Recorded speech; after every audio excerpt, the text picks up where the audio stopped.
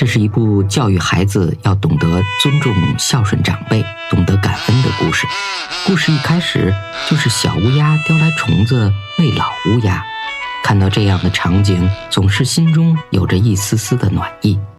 孝顺连动物都知道，更何况人呢？这个故事的主角是一个老爷爷，他站在树下看着上面的乌鸦，越看越感到心凉，絮絮叨叨地说了几句，就被三儿子听到了。三儿子上来就是一顿骂，我看你是在这儿住腻烦了，还是到老二家去吧。画面紧接着就是老汉被丢到了老二家的门口，老人颤颤巍巍地跌倒在门口。老二看了老汉一眼，故意不作声，让媳妇儿去撵走自己的父亲。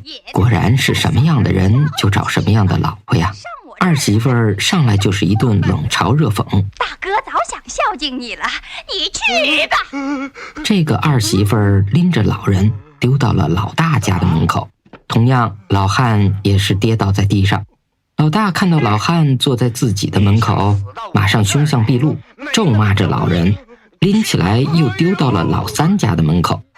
就这样，兄弟三人像是踢皮球一样，将自己的老父亲踢来踢去。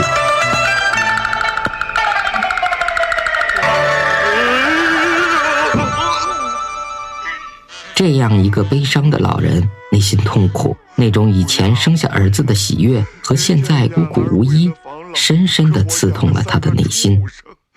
老人的内心装满了无尽的苦水，倒不出来，只能自己咽下去。老人还有一个小女儿，可惜出嫁远方。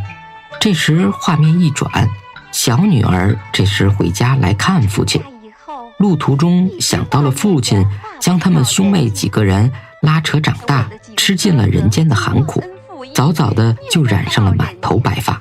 小女儿最怕的就是父亲在三个哥哥家会有不好的待遇，所以才不放心，一定要回来亲自看望。小女儿进门的那一刻，看到老父亲正在上吊自杀，心疼老父亲的遭遇，气愤的她喊三个哥哥，什么样子了？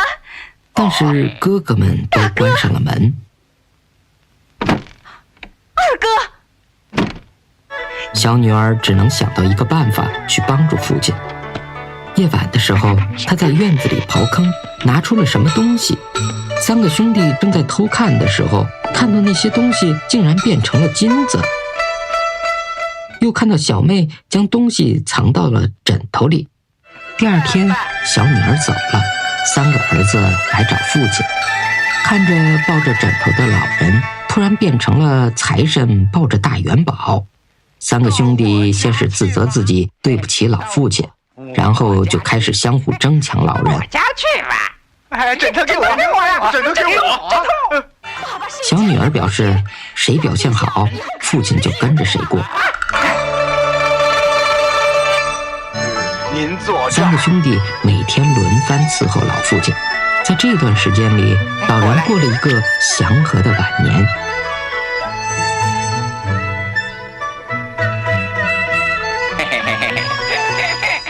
最终，老人要离世了。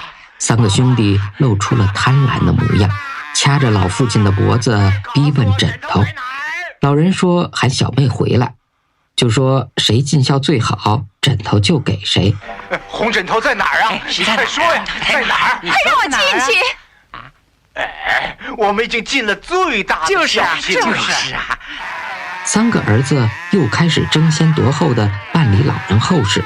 当拿到枕头的时候，没有什么金银财宝，却是老人的内心独白。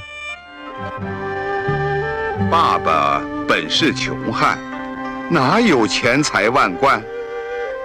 为了养育你们，一生流尽血汗。这只大红枕头装的砖头瓦片，象征你们的黑心。忘恩负义者，见。你们看完这个故事，是不是感觉触动了内心？老人一辈子对子女的骄纵疼爱，最后换来的是老无所依。如果当初老父亲在疼爱子女的同时，更多的加入了正确的教育，可能结果一定不是这样。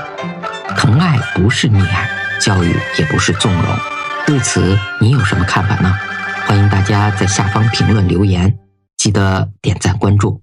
再见。